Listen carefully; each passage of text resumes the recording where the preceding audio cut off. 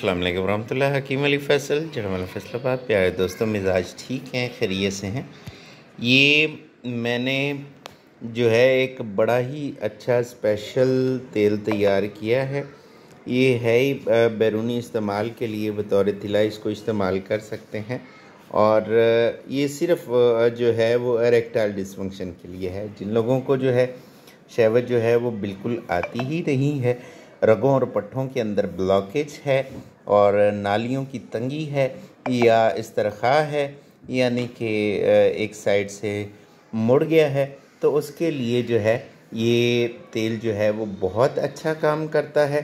और इसका कोई साइड इफ़ेक्ट भी नहीं है। हल्की सी खराश पैदा हो सकती है, लेकिन जो है वो फ़ौरी शहवत और क़ुव्वत के लिए जो है ज़बरदस्त है।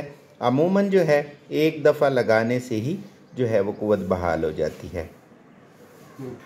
आजकल के दौर में अच्छी चीज़ मिलना जो है वो तकरीबन जो है वो नामुमकिन हो चुकी है। इस तरह से बस आपने जो है इसको उंगली के ऊपर जो है बस लगाना है और अच्छी तरह से जज़ब करना है।